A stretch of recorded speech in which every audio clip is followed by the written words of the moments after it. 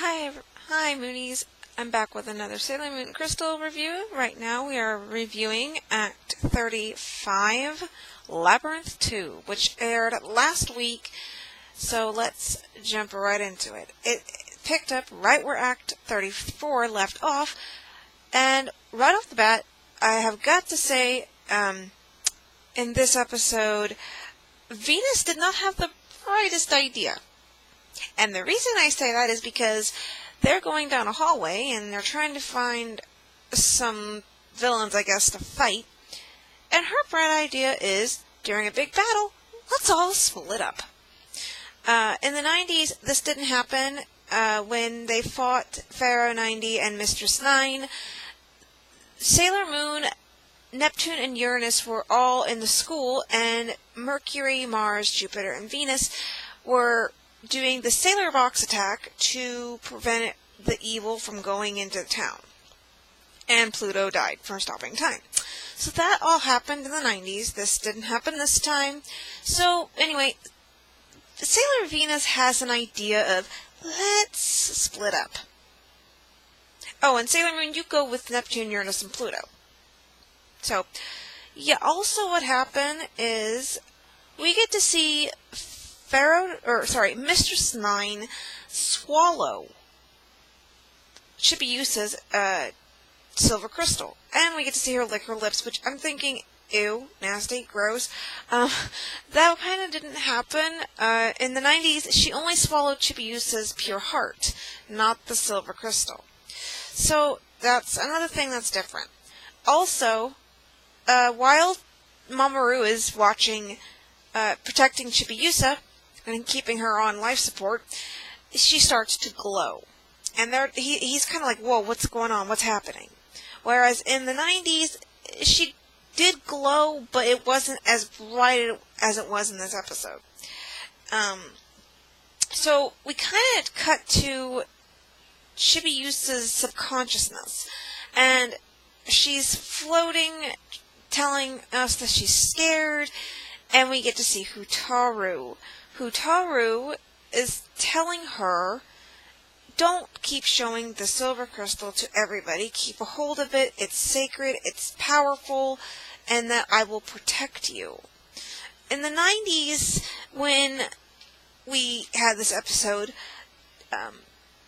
we kind of didn't see Sailor Saturn until like the final episode of the battle. So that's kind of good. And we don't really see Sailor Saturn in this episode, but we see Hotaru.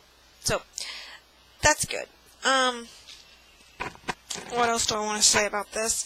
Oh yeah, Dr. Tomo just tells us how he kind of did the experiment on his daughter, how Mistress 9 and Pharaoh 90 were formed into Hotaru, and we get to see Kaori Knight pledge her allegiance to the Wacko, which we didn't see in the 90s, so that's that's new. Also, jumping ahead a bit, or jumping up, ahead a bit, we also get to hear, kind of like we did in the 90s, the story about Pluto, Uranus, and Neptune being alone on their planets, guarding the outer solar system, or the outer rim of the solar system. But we got to also see them tell Sailor Moon that seeing Queen Serenity and Princess Serenity in a ray of light for them. And they kind of stressed to her again that if Sailor Saturn awakens, the world will end. So, yeah, she kind of got told the same stuff that she did in the previous episode. Whereas in the 90s, they didn't really bash this in at this point. So they kind of kept bashing it in earlier in the 90s than they did in this one. So, let's see, what else do I want to say? I'm trying to think here, because I got another review to do. Let's see. We don't really get to see the other Guardians much. This episode is kind of in the perspective of the villains of Dr. Tomo's, Mistress 9, Pharaoh 90, and Kaori Knight.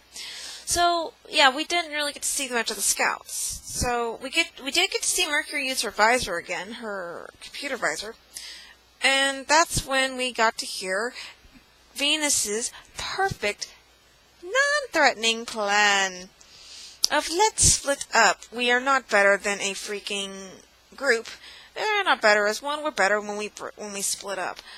Also, when Sailor Moon is with Sailor Neptune and Uranus, Sailor Uranus admits to Sailor Moon that she is scared. Not in so many words, but she says, "If I didn't say I was scared, I'd be lying," or something like that. Whereas in the 90s, she didn't really say that. She kept telling Sailor Moon to basically kill Mistress Nine, where she's not doing that right now. So that's a little different. And toward the end of this episode, the elevator that they're riding in goes down really quickly, causing Sailor Neptune, Sailor Uranus, and Sailor Pluto to, separate from Sailor Moon. And I believe, also Sailor Moon loses her ability to transform into Super Sailor Moon because of the Scouts, getting knocked out. If that's not in this episode, it's in the next one. So there's a little preview for that one, for that next review. So I will see you all in the next Sailor Moon Crystal review video. Bye-bye, Moonies.